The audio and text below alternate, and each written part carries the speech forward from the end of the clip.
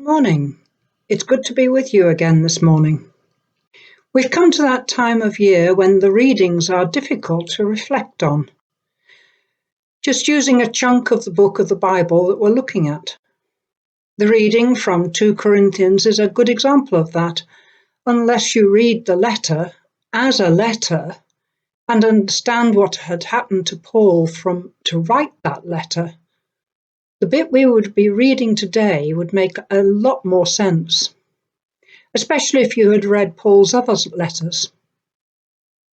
Ezekiel is similar, in that if you don't have the background, it all sounds a bit weird, and our reading today needs Fraser to come in with a Scottish voice and say, "We are all doomed." However, I think we should have a bit of a look at the Ezekiel passage. It's only 11 verses, but it does feel like it's a lot more. The word of the Lord came to me. Son of man, if a country sins against me by being unfaithful, and I stretch out my hand against it to cut off its food supply and send famine upon it and kill its people and their animals, even if these three men, Noah, Daniel, and Job, were in it, they could save only themselves by their righteousness, declares the sovereign Lord. Or if I send wild beasts through that country and they leave it childless, and it becomes desolate so that no one can pass through it because of the beasts. Assuredly, as I live, declares the sovereign Lord, even if these three men were in it, they could not save their own sons and daughters. They alone would be saved, but the land would be desolate. Or if I bring a sword against that country and say, let the sword pass through the land, and I kill its people and their animals, as surely as I live, declares the sovereign Lord, even if these three men were in it, they could not save their own sons and daughters. They alone would be saved. Or if I send a plague into that land and pour out my wrath on it through bloodshed, killing its people and their animals, as surely as I live, declares the sovereign Lord, even if Noah, Daniel, and Job were in it, they could save neither son nor daughter. They would save only themselves by their righteousness. For this is what the sovereign Lord says, how much worse will it be when I send against Jerusalem my 4 dreadful judgments, sword and famine, and wild beasts and plague, to kill its men and their animals. Yet there will be some survivors, some sons and daughters who will be brought out of it. They will come to you, and when you see their conduct and their actions, you will be consoled regarding the disaster I have brought on Jerusalem, every disaster I have brought on it. You will be consoled when you see their conduct and their actions, for you will know that I have done nothing in it without cause, declares the sovereign Lord.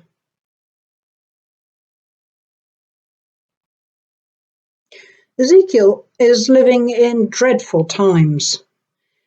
A priest trained to serve in the temple at Jerusalem, he is uprooted by the invading armies and taken back to Babylon as a hostage, a prisoner. It is possible that he was a slave. He is a well-educated, intelligent man who has dedicated his life to serving God, and now that all has been destroyed and scattered, he is at sea. He is so close to God that he receives visions of heaven and the heavenly hosts, and God speaks to him through them. The visions seem, at first sight, to be totally fanciful, more Harry Potter than fact, with strange creatures and the like.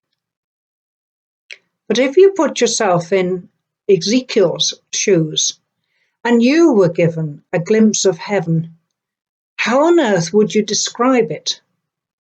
Your upbringing would colour your sight, your beliefs would get in the way.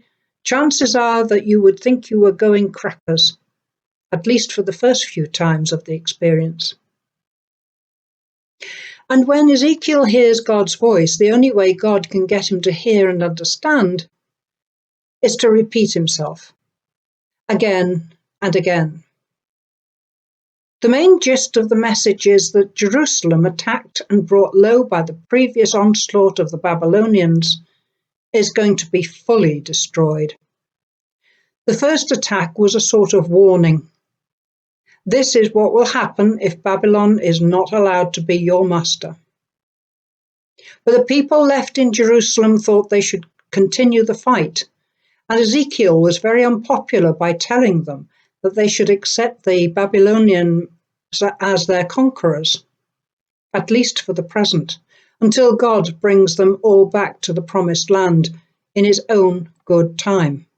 In the meanwhile, there will be more devastation because the people of Jerusalem will rebel. Towards the end of the book, Ezekiel starts to show that because God is in charge, these things will pass and a new beginning will occur. The Israelites will be released from bondage and will return to Mount Zion. Ezekiel knows that it is likely that he won't live to see it, but that doesn't matter. God is in charge. If we translate this into our own time, God is still in charge.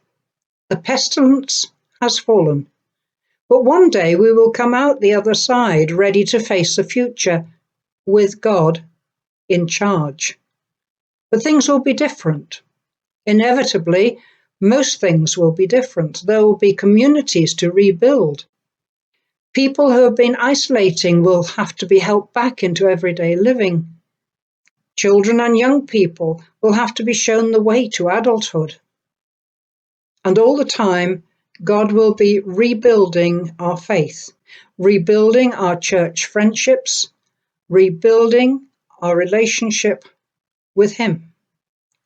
And we will be stronger, not because of ourselves, not because we're going to be superior, but because we'll be leaning on the arm of God Almighty as he personally guides us through our lives. Because despite what is going on around us, despite what the voices of the media tell us, despite even what we feel in our hearts, God is in charge. He's never lost that position, and he never will do. God is Lord of the universe. Full stop. Father of God, Lord of the universe, God of the past, the present, and the future, we bring to you our world, full of uncertainty and worry, full of sadness and care. Help us to face the future with trust and hopefulness, knowing that you are with us in everything. Pour down your blessings on each of your children and keep them safe. Lord, in your mercy, hear our prayer. Keep safe, and God bless until we see each other again. Bye for now.